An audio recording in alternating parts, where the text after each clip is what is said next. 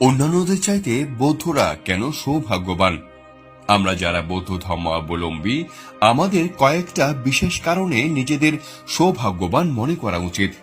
সাধারণ মনুষ্য হয়ে জন্মগ্রহণের চাইতে বৌদ্ধকুলে জন্ম লাভ করা পুণ্যবানের লক্ষণ, এবং তিনি আরো বেশি সৌভাগ্যবান যিনি বৌদ্ধ ধর্মের অনুকূলে জন্মগ্রহণ করে বুদ্ধের দুর্লভ সদ্ধর্ম সুন্দরভাবে প্রতিপালন করছেন। মনুষ্য জীবন লাভ করা দুর্লভ, বুদ্ধের প্রচারিত সদ্ধর্ম লাভ করা অতি দুর্লভ। বৌদ্ধরা মহাজ্ঞানী মহামানব সম্যক সম্বুদ্ধের আদর্শের অনুসারী, ইহাই সবচাইতে সৌভাগ্যের বিষয়।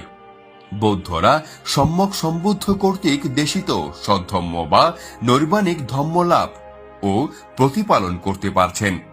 এর চাইতে সৌভাগ্যের আর কি হতে পারে? এজন্যই বৌদ্ধরা মনুষ্য জীবনকে ধন্য ও সৌভাগ্যের মনে করেন। আমরা যারা বৌদ্ধ, তারা অন্ধবিশ্বাসে বিশ্বাসী না হয়ে বাস্তবসম্মত বিজ্ঞান মনস্ক গোড়ামি মুক্ত স্বাধীন ও মুক্ত চিন্তার ধর্ম লাভ করেছি বলে নিজেদের গৌরবান্বিত মনে করি। বৌদ্ধরা কাল্পনিক নিজেদের তৈরি ঈশ্বরের নামে জোরপূর্বক চাপিয়ে দেওয়া ধর্মের অধীনস্থ না হয়ে এসো দেখো এ ধরনের স্বাধীন মতবাদের ধর্ম, অর্থাৎ যে ধর্মে ভালো মন্দ সত্য মিথ্যা মঙ্গল অমঙ্গল বিচার ও চিন্তা ভাবনা করে ধর্ম পালনের যথেষ্ট সুযোগ রয়েছে, সেরকম ধর্ম লাভ করা অবশ্যই সৌভাগ্যের বিষয় নয় কি? বৌদ্ধদের ঈশ্বরকে অমান্য করলে নরকে যাওয়ার ভয় নেই। বৌদ্ধরা আত্মনির্ভরশীল জাতি। কুশল কর্ম মানব জীবনের জন্য সুখদায়ক, অকুশল কর্ম দুঃখদায়ক, এ বিশ্বাসে বিশ্বাসী। অতএব কর্মই সব কিছুর মূল।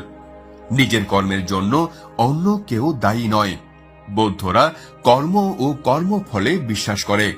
যেমন কর্ম তেমন ফল, ইহাই প্রকৃতির বিধান। নিজেই নিজের মুক্তিদাতা, নিজেই নিজের ভাগ্য বিধাতা।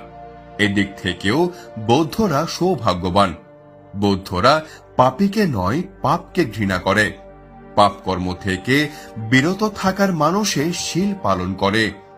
বৌদ্ধরা পাপ কর্মকে ভয় করেন।